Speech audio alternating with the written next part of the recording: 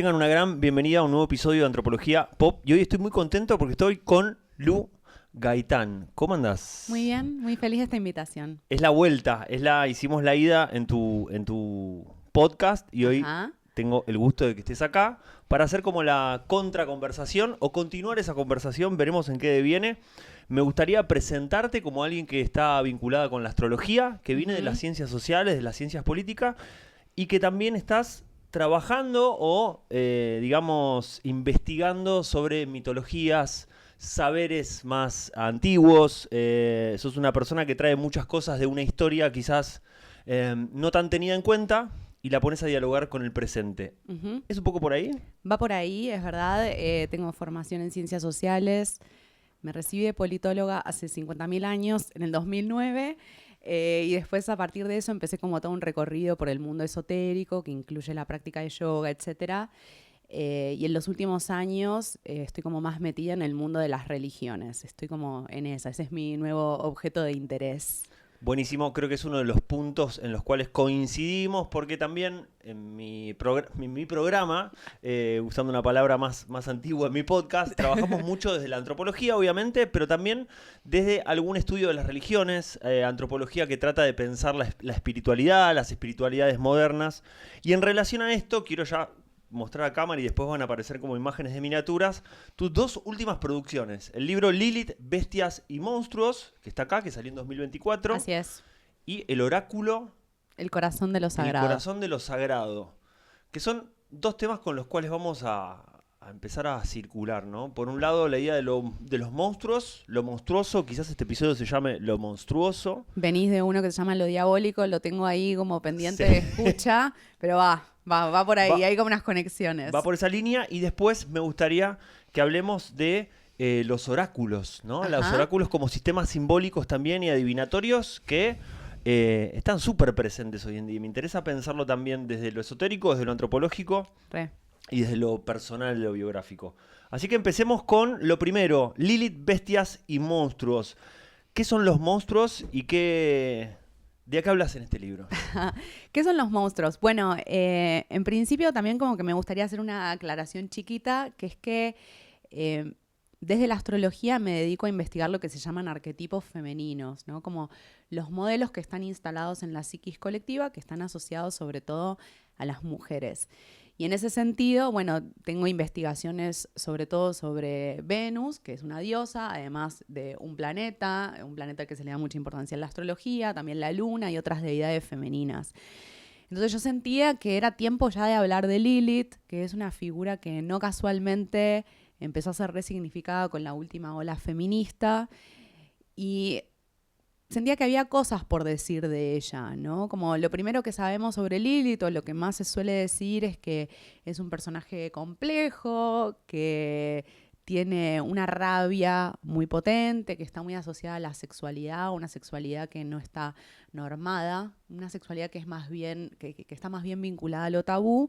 Pero yo sentía que había mucho más en torno a esta figura. ¿Y por qué este subtítulo o esta bajada de bestias y monstruos? Bueno, porque yo entendía que había algo de lo monstruoso que justamente se salía de la norma. En ese sentido, el monstruo es lo que está más allá, lo que está en los márgenes.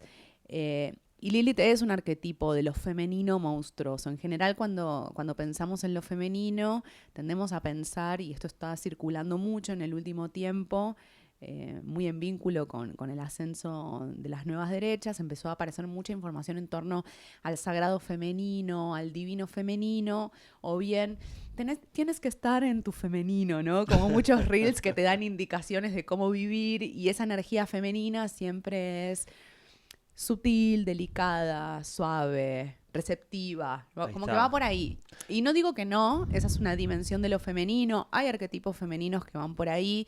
Para mí, como el más representativo de esta suavidad y esta dulzura es, en principio, la Virgen María. Después vamos a ampliar un poco esa información, pero ese es como el modelo que está más instalado, sobre todo en Occidente. Y yo decía, bueno, pero hay otras formas de encarnar lo femenino. Entonces empecé a ver que aparecían otras figuras que no tenían nada que ver con eso y que también eran deidades femeninas. Y ahí aparece Lilith, pero también aparecen otras, aparece Medusa, aparece Kali en la mitología y en la religión hindú, aparece Sekhmet en la religión egipcia. Bueno, hay como otras figuras y en nuestro continente también hay muchas de estas figuras monstruosas que normalmente aparecen como protectoras de los territorios. Esto me parece que es un detalle ¿Cómo es importante. eso? Bueno, tengo que decir también que estoy mucho más focalizada en la mitología, en la simbología de Europa y de Medio Oriente, pero sí lo que te puedo decir de nuestro territorio es que hay relatos de figuras femeninas que tienen un componente salvaje, que tienen un componente aguerrido y que normalmente aparecen cuando los animales están siendo cazados, cuando los árboles están siendo talados, bueno, cuando hay una destrucción del territorio. Entonces, yo creo que en Lilith, y también en nosotros podríamos decir, muchas veces aparece ese componente protector o guardián que se activa en buena medida por los enojos. Entonces ahí Lilith, el arquetipo Lilith o este arquetipo de lo femenino salvaje, monstruoso, tiene mucho que ver con la protección y con el cuidado. No es una rabia que viene porque sí, porque normalmente este es el relato que se hace. Como ella está enojada, es iracunda, ¿no? Pero nunca se dice por qué. Bueno, normalmente hay motivos que tienen que ver con la invasión del cuerpo territorio. Podemos usar como esa analogía. Qué interesante, pienso, me despierta varias cosas. Recién mencionabas esto de quizás hay en las redes sociales como una nueva segmentación de lo que está bien, lo que está mal, acorde a esta época, que es más, podemos decir que son la época de las nuevas derechas, y aparece mucho esta idea del hombre de alto valor, o la mujer de alto valor, donde vos asignabas algunas características mucho más quizás dóciles, virginales, tenemos la imagen de la trad wife, de la vuelta de la mujer, de la esposa tradicional. Y Lilith es como... Nada que ver. Nada que ver, no es la mujer de alto valor para los gym bros, No, para nada. Los pibes de gimnasio. De hecho, yo soy una mujer de bajo valor para los criptobros. Estoy demasiado tatuada. Soy como muy picante para ellos. No les voy a gustar. Claro. Igual no quiero gustarles, pero, Claro. pero va por ahí un poco. Y otro que me llama la atención, y por ahí meternos un poco más en la figura puntual de Lilith y algunas otras figuras, que lo monstruoso, por ahí si lo pensamos en términos generales debe haber excepciones, lo monstruoso pienso desde la literatura fantástica, el conde de Drácula, Frankenstein, el hombre lobo, como lo femenino no aparece tanto en el lugar de lo monstruoso, podemos pensarlo como lo periférico también, lo extraño, la otredad, ¿no? Desde algún punto. La bella y la bestia, que es el bestia. Pensando en esto también, en lo novedoso de este libro, que es como un estudio también, además de tener componentes de astrología, obviamente, es un estudio en profundidad de la imagen de Lilith. Pienso en la Pachamama, que es una mujer, ¿no? La madre tierra. Claro, sí, un poco estos dos, el libro y el oráculo, forman parte de la misma investigación. Y eso me lleva a algo como muy, muy antiguo, que son las culturas y las religiones previas al patriarcado, sobre todo las que estaban, insisto, en Europa y en el Medio Oriente. Un poco más ahí cronológicamente. Sí. ¿Cómo se traza esa línea? Bueno, podemos suponer que el patriarcado tiene 5.000 años, pero antes de eso, y esto hay registros arqueológicos, había culturas que estaban organizadas de otro modo. De un modo que no estaba atravesado por las clases sociales, donde probablemente las relaciones entre los distintos géneros eran más o menos igualitarias. Y sobre todo, y esto es como lo que me interesaba traer, adoraban a una gran diosa mujer, ¿no? Como un principio femenino abstracto, vamos a decir, y a su vez esa gran diosa mujer encarnaba en otras deidades femeninas más cercanas, que pueden ser Venus, la Luna, Demeter, Perséfone, Inanna, Ishtar, Lilith, bueno, otras que van teniendo como distintos nombres. Y ese principio femenino, y va en la línea de lo que vos traías, tiene un componente, por un lado, nutritivo, da alimento, pero también puede ser muy destructor. Porque en general, cuando se habla de este divino femenino, del sagrado femenino, siempre aparece este componente dócil, ¿no? Bueno, lo femenino también puede ser muy aguerrido, puede ser muy picante. Por eso toda esta resignificación de las deidades femeninas, lógicamente viene de la mano de teólogas feministas, de arqueólogas feministas que están queriendo traer otro relato. Y quiero traer a una mujer de tu gremio, que es Marija Gimbutas, y ella armó mucho escándalo en la academia cuando dijo, miren, acá tengo evidencia concreta de que las sociedades se organizaban de otro modo. Y escribió un libro, escribió varios, pero hay uno que se puede conseguir que se llama Diosas y Dioses de la Vieja Europa. Y está hablando de un periodo que va del 7000 a.C. hasta el 3500 a.C. Lógicamente después, bueno, hay que ver según el territorio y podemos encontrar como distintas épocas, pero básicamente tiene que ver con estas culturas matrifocales o matrilineales que estaban centradas en una gran diosa, con deidades femeninas más cercanas, y a su vez esa gran diosa encarnaba en nuestros cuerpos, en distintos animales. ¿Qué animales? Los michis, por supuesto. Los felinos. Los felinos, obvio. Las serpientes, las abejas, las aves, las vacas, los toros, las gallinas, los chanchos. Bueno, como había algo de que todo lo que existe es divino, vamos a decir, todo lo que existe es sagrado. Y lo que comienza a partir del nacimiento del patriarcado es una suerte de retiro de lo divino. Es como si la divinidad abandonara la tierra y empezara a estar en el cielo y empezara a estar lejos. Y con algunas personas que tienen la llave de acceso, ¿no? Por decir, los maestros, los pastores, los profetas. Y sobre todo lo que empieza a suceder ahí es que se empiezan a adorar a dioses varones. Y bueno, después, lógicamente estoy hablando de un proceso de miles de años, lo estoy simplificando en pocos minutos. Sí. Y después eso se convierte en religiones monoteístas. Y que si bien eso, después incluso al interior del cristianismo hay versiones y relecturas, en general cuando pensamos en el Dios del cristianismo, del judaísmo, pensamos en un Dios que es varón. Después hay lecturas disidentes al interior del cristianismo que ven a lo divino como un personaje queer, si se quiere, ¿no? Como una deidad no binaria. Pero en principio creo que la imagen colectiva en estas religiones monoteístas es de un Dios varón.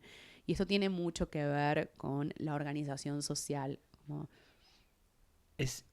Acá somos interesantes, ya lo hemos hablado, pero hay una referencia que creo que es que desde la arqueología se empiezan a ver estas cosas también de hace tiempo. Muchas figuras arqueológicas de una mujer, ¿no? De mujeres de estatuillas y de cerámicas, de mujeres con caderas anchas, que refieren a la idea de la religión de la diosa. Esto aparece en Europa, como decís vos, datado de muchísimos años atrás, por lo menos 5000 años atrás o más. Cuestiones así. La Venus que vos mencionabas es una Venus muy antigua. Es la Venus de Willendorf. Estoy segura que estás hablando de esa. Sí, que está en este libro. Mira, a ver si no tiro nada y lo mostramos a cámara. A ver. El de la llave de la inmortalidad. ¿Me prestaste vos? Ah, no está acá, no es la portada. Bueno, pensé que la portada, que está, lo mostramos acá, que seguramente lo podemos mencionar ahora este libro porque es un poco disidente. Pensé que estaba la Venus. Bueno, todo este relato de las culturas matrifocales, culturas matrilineales, tiene que ver con un proceso que sucedió, en realidad es un gran cataclismo que sucede en la Tierra hace 10.000, 12.000 años, que se supone que es una lluvia de meteoritos que desestabiliza las condiciones climáticas de la Tierra. Después viene la época de las glaciaciones y de esto hay registros históricos. Empieza a verse que las culturas se organizan en torno a este principio. Yo llegué un poco a esta investigación porque estaba muy metida en temas de ambiente, de colapso ecológico, y estaba como muy angustiada y como muy preocupada. Entonces decía, bueno, me tengo que agarrar de algo, básicamente. Entonces llego a toda esta temática, a toda esta investigación. Y lo que empiezo a ver es que después de ese gran cataclismo, después de mucho tiempo, las comunidades se organizan en torno a este principio femenino, con esta forma de espiritualidad, de religiosidad, que es en adoración a una gran diosa que vive en todo lo que existe. Y después, hace 5.000 años, empiezan a llegar pueblos guerreros a la zona de Europa y el Mediterráneo. Zonas orientales, ¿no? De Europa, sí. Y ahí empieza a cambiar la economía, la sociedad, las instituciones políticas, también la religión, y se instalan estas religiones de dioses varones, que son lo que conocemos en los mitos griegos romanos, básicamente. Son estas memorias como del patriarcado, y que después también, a su vez, hay algo de todo eso que se empieza a mezclar con el cristianismo. Este libro que vos traes es como muy polémico, que a mí me encanta. La llave de la inmortalidad. La historia secreta de la religión cristiana. Es muy marketinero el título, obviamente. Sí. Pero tiene algo interesante. Tiene algo interesante. Básicamente lo que está diciendo este señor, Brian Muraresku, es que las primeras comunidades cristianas tomaban hongos. O sea, toda la polémica gira en torno a eso. Y entonces empieza y va a un lado, va al otro, y empieza a ver, no, porque acá encontraron unas vasijas y se encuentran restos de esto y de lo otro, todo como para decir algo que sabemos, que es que los seres humanos siempre tomaron plantas o algún tipo de sustancia para conocer a Dios, para ver todo eso que no vemos en nuestra vida cotidiana. ¿Y por qué dice la historia secreta de la religión cristiana? Bueno, porque en principio hay una mirada bastante extendida en Occidente, muy conservadora, en contra de lo que se llaman las plantas enteógenas, que son las que nos permiten conocer a Dios, pero además también porque el cristianismo muchas veces se presenta como una religión medio que nació de un huevo, ¿viste? Claro. Como de repente apareció Jesús. Sí. Como si no tuviera vínculo con todo lo otro que estaba pasando en el Mediterráneo. Y en esta antigua religión de la diosa estaban los ritos eleusinos, que eran en honor a Demeter y a Perséfone, donde tomaban hongos una vez al año. Era como un ritual muy, muy potente que movilizaba buena parte de la cultura helénica. Y muchos de estos componentes rituales religiosos que estaban en Grecia después aparecen en el cristianismo. Y están en las primeras comunidades cristianas. Y hay mucho de la religión de la diosa en ese primer cristianismo. Eso es interesante, me gustaría que nos cuentes más de eso, por la idea también, ¿no? de que hay un saber, como casi todos los saberes simbólicos o sagrados, no terminan de morir, sino que empiezan como a infiltrarse o a quedar ocultos en nuevas creencias, en nuevos saberes. Dicho sea de paso, este libro está bueno, está re bueno y está como muy sustentado, no es que el tipo es como que se le ocurre y ya va a referencias no históricas, lo canalicé. papers, no. Hay como mucha evidencia que sugiere que esto podría ser cierto para los escépticos, pero para todos me parece que está bueno, está bien escrito el libro, es interesantísimo. Tiene una cosa medio... ¿cómo es? El código da Vinci. Está Tiene algo de narrado... medio de viaje, el tipo va viajando por todos los museos, va a entrevistar diferentes académicos en el mundo y narra todo eso. Es medio como novela también, pero tiene algún sustento para pensar algo que tiene sentido, ¿no? También, que nos valgamos siempre de la herboristería, de los hongos, de las cervezas, de los vegetales para alterar la conciencia, que es sabido que muchísimas, si no casi todas las culturas trabajan con eso para el ámbito de lo sagrado o para el ámbito de lo festivo, que lo festivo y lo sagrado saliendo de Occidente es como más o menos lo mismo, ¿no? Exacto. Pero bueno, vamos a... ¿Que se te ocurrió dejarlo acá parado? Vamos a dejar el tuyo acá parado. Bueno, gracias. Que es el protagonista. El protagonista del día de hoy. Del día de hoy, claro, obvio. Entonces, me parece interesante que nos cuentes qué hay de la religión de la diosa dentro, oculto, en el cristianismo o cautivo, no sé. Sí. Bueno...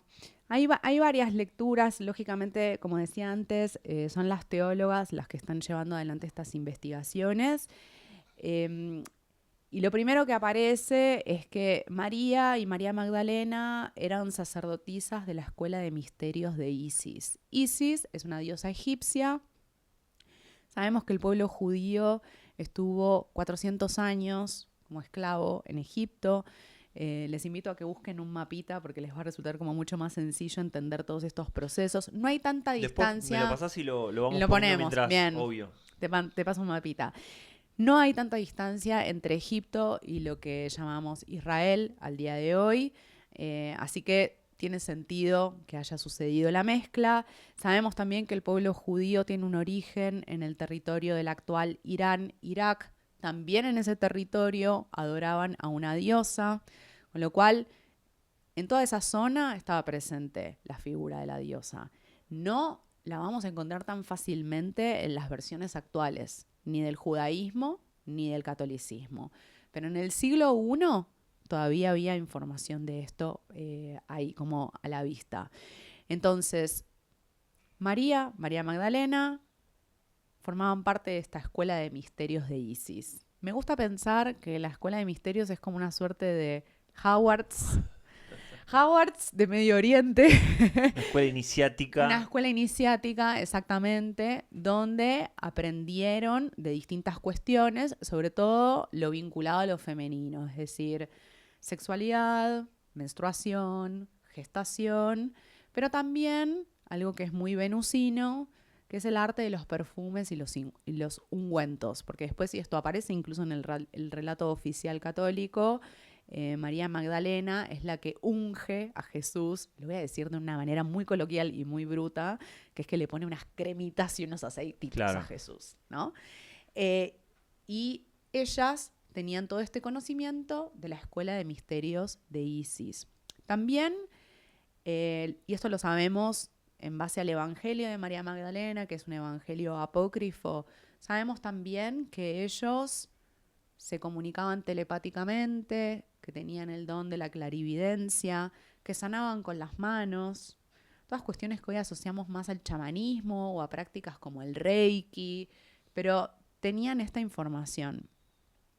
Y bueno, ellas tenían estos saberes y es medio extraño, ¿no? Porque en general, primero que pocas veces recordamos que ellos tres eran judíos. Claro. Como ellos en principio, vamos a decir, eran disidentes al interior del judaísmo.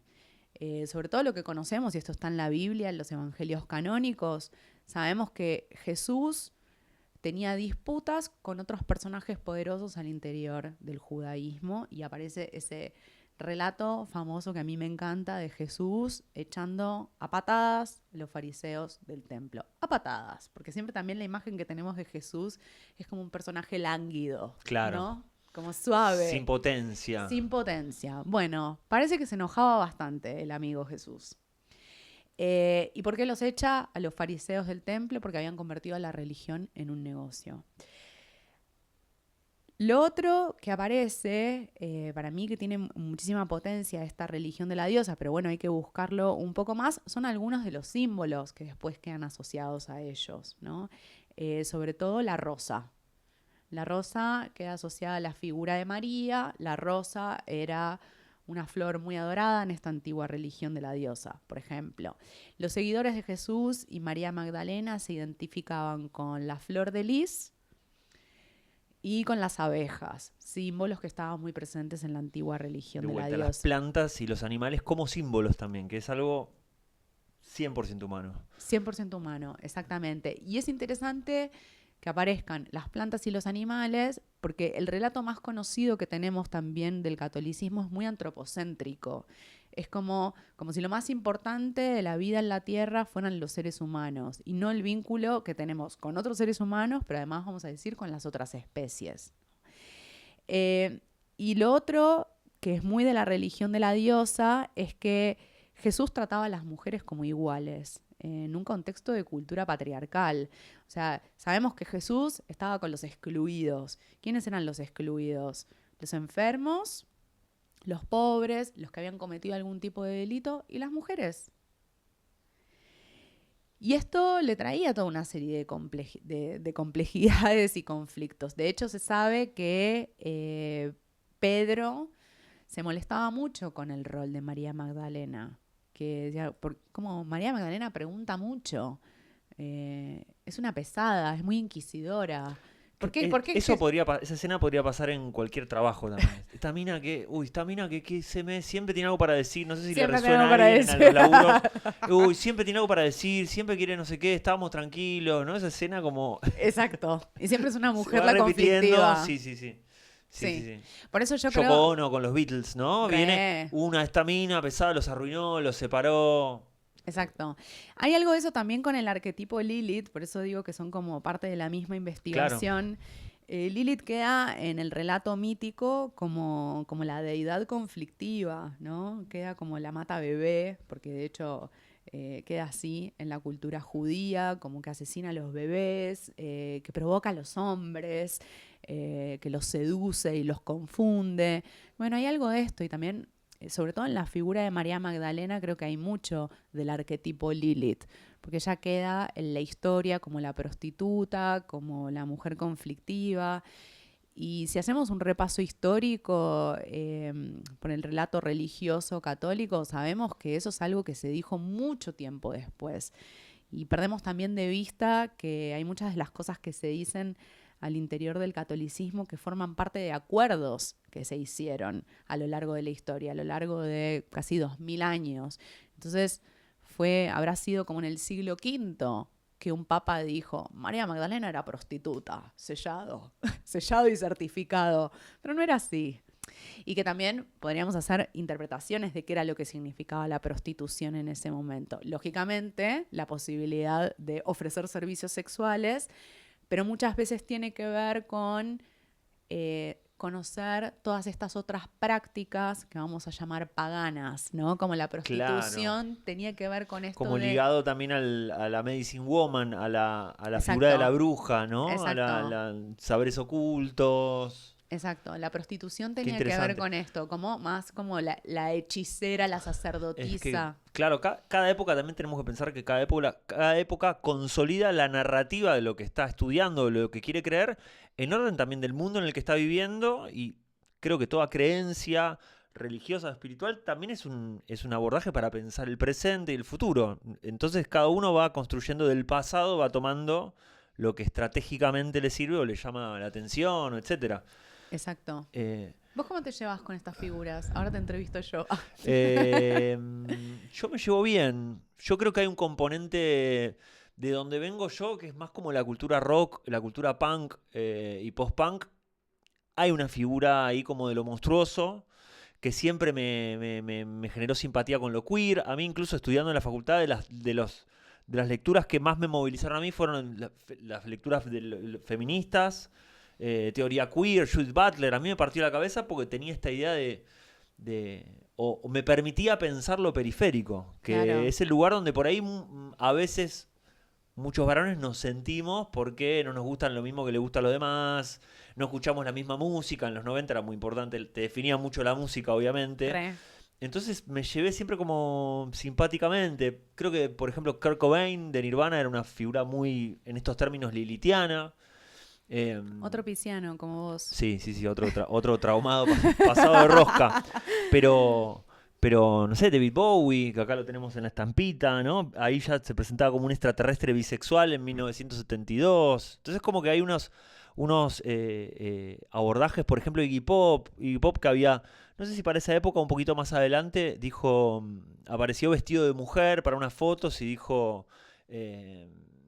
no hay nada, que para su momento fue disruptivo, no hay nada humillante vestirse de mujer, al contrario, como no es ridículo, ¿viste? Entonces yo con eso me llevo bien. Te reveo con una pollera escocesa, ¿eh? Bueno, el primer recital, que esto es fuera de la charla, pero entrando, el primer recital que di en 2004 con la banda, cuando empecé a tocar en Buenos Aires, lo di con pollera. Me puse una pollera porque yo sentía que estaba como, es por la onda David Bowie, ¿viste? Claro.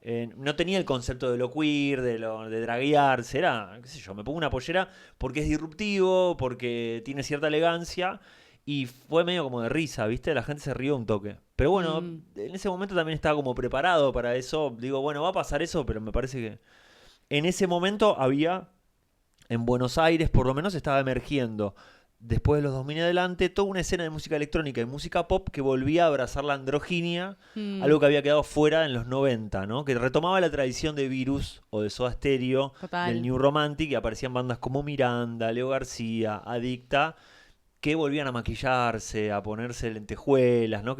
Y a mí me gustaba mucho esa escena. Quería como sentir que me quería meter en esa escena, me parecía como novedosa. Volviendo a eso...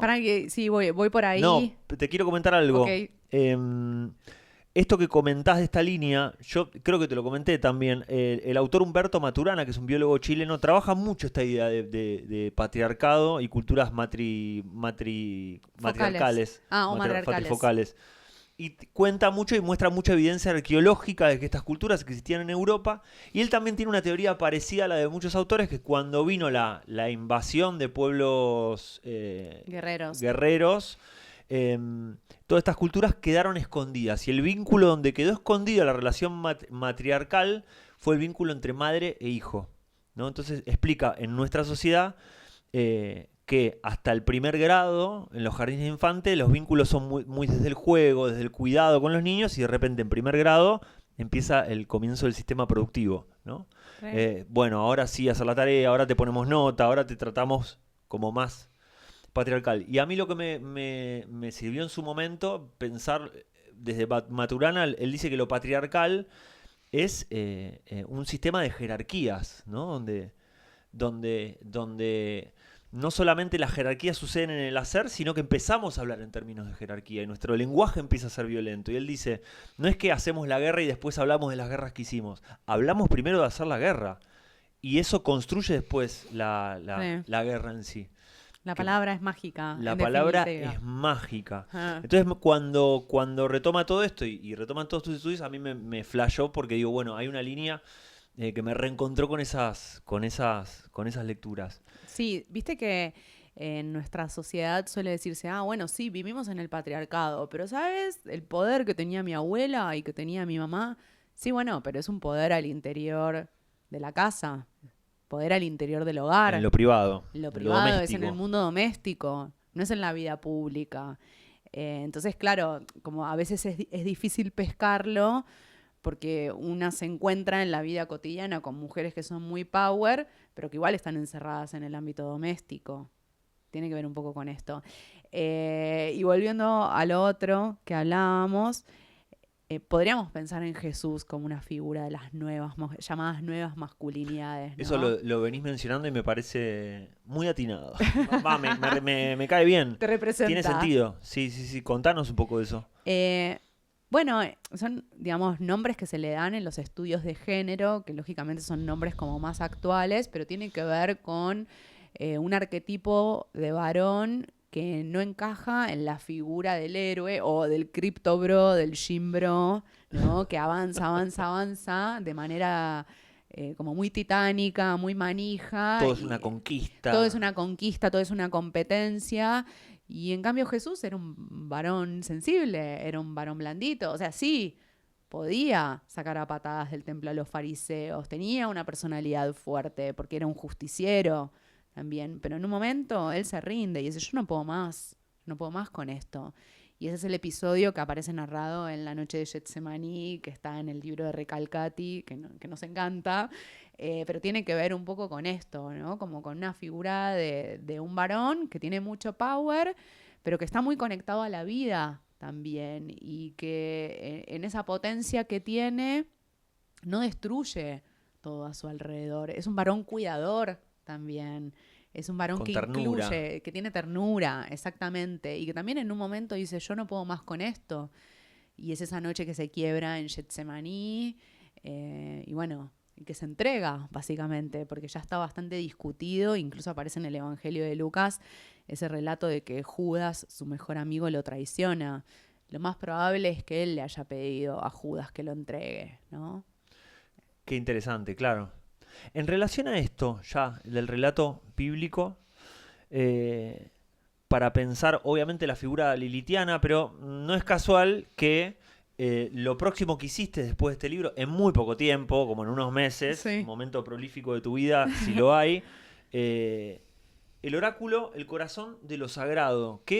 ¿Por qué continuidad tiene con esto y qué retoma de todo esto que venimos hablando este oráculo? Que lo podemos abrir. Sí, lo abrimos. Bueno, el oráculo es un poco como todo este relato, desde la antigua religión de la diosa hasta los íconos cristianos. Entonces, hay distintas cartas, hay una que dice exilio, hay otra que dice desierto, hay una carta que se llama perfume por este arte de las fragancias que manejaban María y María Magdalena. Aparece la diosa Isis, Luna, que ya eran discípulas. Yo estoy con algunas amistad. Esta carta amistad es una de mis preferidas.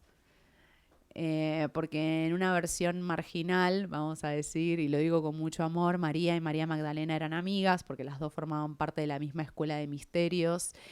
Yo estoy plenamente convencida que Jesús no hubiese podido llevar adelante su tarea político-espiritual sin la presencia de estas mujeres. Y algo que charlé con mi maestra, con Marisa Ventura, y cada vez me convence más también. Yo estoy muy segura de que el Mesías no era solo Jesús, eran Jesús y María Magdalena. La pareja. Eran la pareja, sí, los enviados de Dios, vamos a decir. Lo que pasa es que, claro, en ese contexto patriarcal, el que iba a aparecer como protagonista era él. Pero él no hubiese podido hacer todo lo que hizo sin su presencia y sin su mamá, la verdad. Vamos a decirlo en términos como muy colegio secundario, sin su novia y sin su mamá. Exactamente. ¿No? Un poco pollerudo, Jesús. Lo queremos No, igual. bueno, pero hoy se le dice pollerudo, pero también son asociaciones sí. humanas que pasaban. De hecho, hay toda una línea, que me parece que es la que estás trabajando vos también, que es de los cristianismos gnósticos o gnosticismo, la línea más mística dentro del cristianismo, que apuesta o le sigue la línea a ese relato, ¿no? A una línea de interpretemos nuestra religión desde esta clave, ¿no? De que Magdalena se fue con un hijo ya en su vientre, ¿no? O una hija ya en su vientre. Exacto. Y que siguió viajando por el mundo. Claro, estaban exiliados. Lo que se sabe, y esto es parte de las versiones marginales, disidentes dentro del cristianismo, es que ellos tuvieron 3 hijos que estaban casados. Jesús era rabino. No era posible ser rabino y ser soltero. Era un mandato, aparte mandato de la tener Torá. hijos. Sí, y de tener hijos. Como ese es un mandato del pueblo judío desde siempre. Y también estuvo ese conflicto en los abuelos de Jesús, en Joaquín y Ana, que no podían tener hijos. Y entonces Ana pide tener una hija y nace María. Por eso toda esta idea de la Inmaculada Concepción de María, porque también parte de un pedido muy especial. Y luego es el nacimiento de Jesús, que voy a contar la versión polémica, si me permitís. Sí, me encanta. Acá alguien del Opus Dei está Muere. apagando este episodio ya por Jesús queer, Jesús que habías dicho lilitiano, Jesús sí, el dios queer. El dios queer, Jesús feminista, como habías dicho, femenino, y Claro. o sea, lejos de Jesús Criptobro, que viste que han aparecido algunos reels de coach motivacionales de estos que venden cursos ahora diciendo que Jesús invertiría en cripto hoy en día, por ejemplo, si viviera. No hay chances. A Jesús, No, Jesús estaría muy lejos de la Jesús, nueva derecha. había un español que decía que Jesús que Jesús viajaba en burro y que hace 2000 años atrás el burro era el equivalente a tener un Lamborghini ahora, que no todo el mundo podía acceder a un burro, que Jesús era un bro, porque tenía un burro, una pavada un burro total. es como tener una bicicleta, no sé, es como algo así. Contanos la versión. Sí, que es interesantísima para todo lo que viene después. A mí me hace mucho sentido, y ahora voy a explicar por qué me hace mucho sentido. Según las teólogas, hay chances de que Jesús sea hijo de una violación, que María fue violada por un soldado romano y que producto de esa violación nace Jesús. ¿Por qué a mí esto me hace sentido? Porque eso de algún modo sería el fundamento de por qué la Iglesia Católica es tan contraria al aborto, siendo que la religión judía no es contraria al aborto. O sea, y esto también lo hemos hablado muchísimas veces, que los seres humanos han tenido formas de, digamos, de anticoncepción, pero incluso de prácticas de abortos desde siempre. Y en el Estado de Israel, podemos hacer 1000 críticas al Estado de Israel desde ya, pero el aborto es legal prácticamente desde hace, no sé, 40 años, 50 años. Entonces, a mí eso me hace mucho sentido, con lo cual María no es virgen en el sentido de célibe, casta, es virgen en el sentido de sacerdotisa de la Escuela de Misterios de Isis. Y María tuvo junto a José, que suponemos que José se hace cargo de este hijo que nace de una violación, se hace cargo de él y tienen más hijos, porque nadie tenía un solo hijo en el siglo I. Entonces, bueno, a mí se me arma ese relato y me hace mucho sentido. Entiendo que haya mucha gente que esta información la sacuda por completo, pero yo creo que humanizar a Jesús, a María Magdalena, hace que de hecho ellos sean más cercanos y que sean en un sentido, no sé, vamos a decir, referentes. Yo voy a contar algo como íntimo, que es que muchas veces tengo miedo, no sé, estoy angustiada, estoy sufriendo por algo porque sufro, porque es así, Pues es la vida misma. porque es la vida misma. Y muchas veces pienso, bueno, como que, no sé, ¿qué harían ellos? ¿Qué hicieron ellos en ese What momento? would Jesus do, como dicen siempre. Bueno, En cambio, si lo vemos a Jesús como un superhombre, se vuelve más lejano. Es como, bueno, solamente Jesús pudo hacerlo. Bueno, solamente María pudo hacerlo. En cambio, si los vemos como personas que definitivamente eran muy especiales, yo no tengo dudas de eso, pero que igual tuvieron miedo, que armaron familia, que tuvieron hijos, que se tuvieron que exiliar, porque todo el relato de María Magdalena, los apóstoles y la hija, Sara, en el sur de Francia, etcétera, tiene que ver con un exilio, y un exilio que lógicamente no nace de una decisión alegre, nace de una persecución política. Como a mí hay algo de esa revisión de la historia del cristianismo que me da mucha paz en un no, sentido. está buenísimo. Para mí algo interesante, es obvio que desde del cristianismo esto no es un mito, el cristianismo no se ve a sí mismo como construido, una religión construida a partir de una mitología, pero es interesante, por lo menos para fines de estudio, pensarlo como un relato mítico, en el sentido de que no es un relato cronológico, que no está contando exactamente lo que pasó, sino que es algo que es abierto, que se puede interpretar, que puede evocar diferentes cosas y que también es soporte de saberes que nos sirven a nosotros para la vida misma. La religión está pensada para tener una conexión, un acceso a lo divino, pero también para aprender a vivir En este mundo. en lo horizontal que es este mundo, ¿no? Entonces, Claro. ahí tienes... Y hay una idea como de vuelta, de lo puro, lo impuro, pero cada persona lo trabaja. O sea, lo puro y lo impuro son como abstracciones de la teoría, no es que lo puro y lo impuro ocurre... Yo doy un ejemplo, trabajo mucho en clases, un autor que estudia a un pueblo que vive en el Himalaya, que son budistas himalayas, ¿viste? Sí, budistas de Himalaya, que uno cree, bueno, son puramente budistas. Pero el tipo estudia que cuando ellos se enferman o tienen algo raro, bajan al chamán. Ellos bajan a los pueblos de más abajo que tienen chamanes, que entran en trance, que tienen visiones, porque se quieren curar. O el hijo está enfermo, bueno, va con el monje budista, va al médico y también va el chamán. Y creo que todas las sociedades tienen esas fronteras borrosas, ¿no? Somos todos creyentes, pero por las dudas, si me sale la culebrilla, voy al curandero para que me lo haga con tinta Obvio. china. Yo tengo ¿no? entendido que hasta los médicos te mandan cuando te sale Claro. culebrilla. Sí, eso es verdad. Entonces los límites de lo puro y lo impuro, de lo que está bien y lo que está mal, son muy lindos en la teoría. En la práctica pasan otras cosas, ¿no? Total. Bueno, quería mostrar esta carta que se llama Fiesta. Nos encanta, sí. También podemos celebrar. Y que refiere a un episodio que es el de las bodas de Canaán, que es el famoso episodio en el que Jesús convierte el agua en vino. Bueno, la revisión de ese evento es que se estaban casando Jesús y María Magdalena. Estaban en plena jarana. Era la boda de ellos. Era la boda de ellos. Y aparece acá en una carta que se llama Fiesta. Para mí, este oráculo, te lo dije, resuena un montón porque tiene un montón de imágenes como que evocan muchas cosas familiares, ¿no? Y tiene mucha simbolismo del cristianismo y lo conectás con, por ejemplo, Isis, con esto que venís narrando. Está buenísimo. ¿Querés sacar una cartita? Bueno, dale. Y después te quiero hacer otras preguntas, obviamente. Bueno, ¿qué querés preguntar? Ay, ¿qué puedo? Ya me lo hiciste en el otro. Yo te tendría que hacer en este episodio, preguntarte a vos. ¿Qué quiero preguntar? Por lo laboral. Un consejo para lo laboral. Sí. Me parece bien. Bueno. A ver. Saca una cartita. Que quienes quieran ver la primera parte de esto está en tu canal, Lu Gaitán, en Spotify y en YouTube, la primera charla que tuvimos. ¿Cómo se llama? Cristianismo y Nueva Era. Sí. Exacto. A ver, ¿qué es esto? Apóstol. Apóstol. ¿No se ve? Pensé que iba a salir la Urma, que es la que vos salió la otra vez. Vos sos Urma.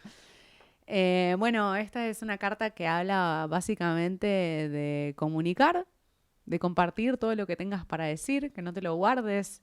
Si había alguna chance de que te guardes las cosas que estás pensando. Bueno, tenés que decirlo. Chabón hace un podcast para poder seguir hablando. Obvio, para eso Mira lo si voy a tenemos. calla. Bueno, pero también puede ser en formato clases, conferencias, libros, etcétera. Así que es momento de comunicarlo. Dice, preguntas, mensajes, conversaciones. La carta. Exacto, Tiene tres tiene ahí palabras claves. palabras clave, exactamente, como para ayudar a la interpretación. Está buenísimo. Y quiero entrar, a mí me llama la atención a nivel, te diría ya, antropológico, esto de los sistemas de adivinación, ¿no? Ujú. Hoy en día, cuando éramos chicos, el tarot no lo tenía todo el mundo. Eran unas cartas que la tenían la No. vidente del barrio, la bruja del barrio, una tía medio que estaba en una. En mi casa, hoy, porque mi casa era un cocoliche, sí estaba el tarot. Mi papá lo había traído de Egipto porque mi papá era un fanático de los ovnis y viajaba y trajo de Egipto un tarot y mi mamá lo usaba, mi hermana lo usaba, etcétera, Has rodeado de brujas. rodeado de brujas. Pero el sistema de adivinación se volvió muy popular, ¿no? Quizás fue rechazado, es una creencia que muchos dirán no tiene sustento empírico, porque no sé qué. Qué aburrido vivir así igual.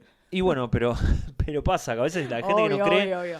porque no sabe para qué funciona esto. Es una herramienta predictiva, que es un oráculo, o por lo menos en tus propios términos, que lo venís trabajando, que no es el primero que creas, porque aparte sos creadora de oráculos. Ujú. El tarot es algo que es popular, viene, hay algunas versiones, pero hay una matriz que tiene muchísimos años. ¿Qué es un oráculo y en cómo lo construís vos? ¿En qué te basás para construirlo? Bueno, a ver, el tarot es un oráculo también. El oráculo tiene como objetivo, como decías antes, de algún modo saber qué es lo que va a pasar o encontrar algún tipo de respuesta que venga de otros planos de qué hacer o cómo hacerlo, cuáles son las advertencias. Esto es algo que también hicieron los seres humanos desde siempre. El más famoso es el oráculo de Delfos, que de hecho, voy a hacer un pequeño paréntesis del oráculo de Delfos, sabemos, o la versión oficial que tenemos, es que es un oráculo que estaba eh, entregado a Apolo, el dios, pero que en realidad había sido parte de la antigua religión de la diosa y la diosa Gaia era la que cuidaba y protegía. Pero luego cuando se instala el patriarcado, ese oráculo pasa a estar bajo el dominio de Apolo. Y las sacerdotisas del oráculo de Delfos, las llamadas pitonisas, se drogaban con vapores, vamos a decirlo en estos términos, porque también va en la línea de lo que veníamos hablando de la llave de la inmortalidad, etcétera.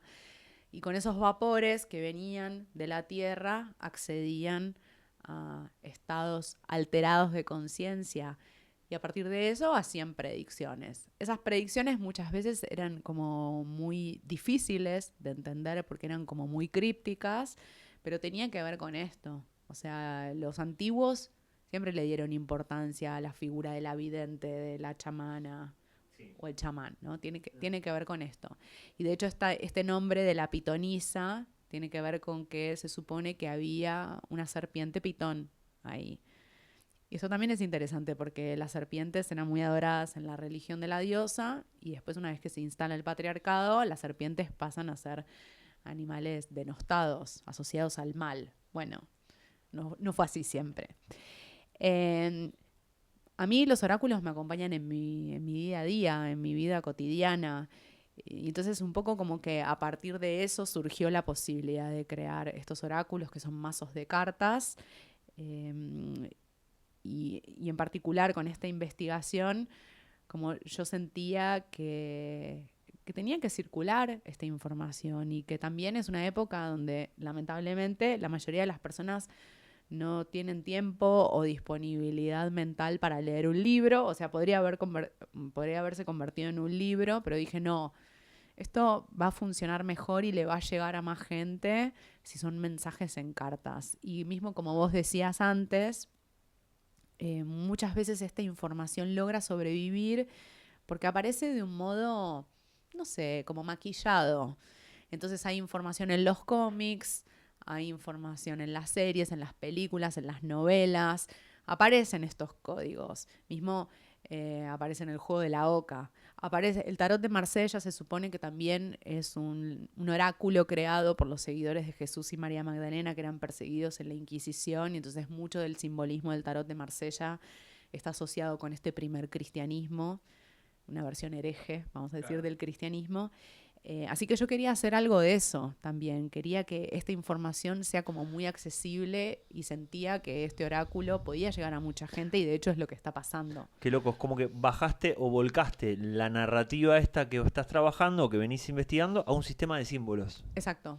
¿No? ¿Para qué? Para que interactúen.